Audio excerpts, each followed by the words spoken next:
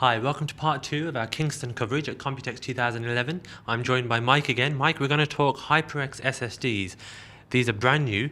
Why has it taken Kingston this long to introduce an SSD targeting the gaming audience? We've taken our time because we wanted to have a fully baked product, if you will. We wanted to offer the best controller and the best NAND available. As you may have previously heard, Kingston's now working with Sandforce. We've been talking to them for over a year now, and we've been evaluating this new controller for about the past 6 months.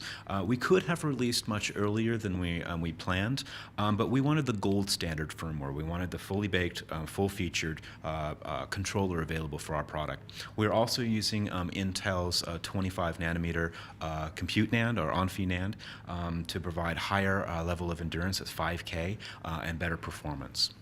Okay, speaking of performance, you're quoting read and write speeds which are pretty much in line with most other second generation Sandforce drives. That's 525 read and almost 5 write. Your IOPS figure, however, is higher than almost any other drive we've seen. You're quoting burst speeds of up to 95K. What makes that possible? The controller and the NAND, absolutely. And we're very honest with our customers. We want to give you the real specs. So we tell you about, burst speeds, 95,000 IOPS, sustained for maybe 5 minutes or so, but more realistic numbers as well, 40 to 60,000 IOPS is what you're going to see in the real-life performance of the drive. Okay, one thing that people have been concerned about with the move to a smaller fabrication process is reliability.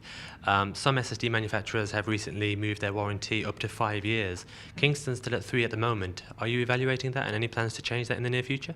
Absolutely. As the NAND has decreased, we've gone down to the 2x, there is a greater likelihood of errors that happens. And so we rely on a very robust and very powerful controller, such as the 2200 that we've got from Sandforce, to be able to handle the error correction code for that. We are absolutely looking at extending our warranty, though. So it's something we're evaluating, and hopefully we'll see something like that later this year. Okay, great. Now, looking at the drive itself, it's a pretty cool design, and in keeping with the SSD Now series that most of our readers will be familiar with, you're going to continue to do this bundle. Do you think that this is adding a lot of value to the drive? Absolutely. Truth be told, over half of our shipments on the solid-state drives are bundle shipments. Okay. So our users are finding a great value having the external enclosure, the cables, and the Cronus True Image cloning software. It's a small, add-on to the base price of just the standard drive alone, and it's well worth it because alone, all of these accessories would run you maybe 30 or 40 US dollars. With the HyperX line that we're launching for the SSD, we've incorporated the new color scheme that HyperX uses. HyperX has this kind of electric blue, and so we've used a higher grade of materials for the drive itself. We've changed the enclosure a bit, and we've kind of synced it up for more of our enthusiast user. Okay, let's talk capacities. This drive, I believe, is going to be available initially in 120 and 240 gigabyte models.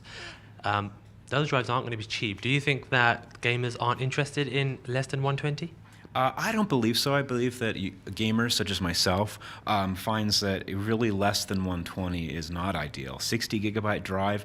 In my own personal gaming system, I have 2 low capacity drives, a 64 and a 96, just because it wasn't enough to house all of my games. So we think 120 and a 240 are ideal. 60, not so much. Okay, and when are these going to be available? We are announcing this today at Computex, and these will begin shipping July 4th in the US, and shortly thereafter, early August, I believe, will come to the UK first in Europe. Okay, these Sandforce 2 drives come very close to saturating the bandwidth available. What's going to come next? Are Kingston actively looking at PCIe solutions?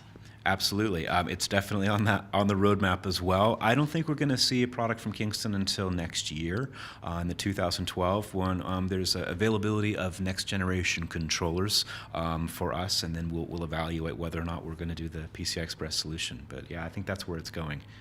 Okay, so in terms of performance, you think this is going to be the trendsetter for the rest of the year?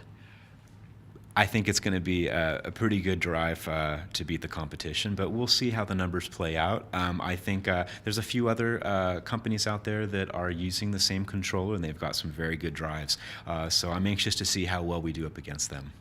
Okay, and last question, how much is it going to cost? That's yet to be determined, but what I can say is that we are going to be very aggressive on pricing with this product. We want this to be a success, and we know that the enthusiasts out there are pretty price conscious, and so we're going to be right in line with the other similar drives on the market. Excellent. Thanks very much, Mike. Okay, that's the HyperX SSD. Stay tuned for a review of that on Hexus.net.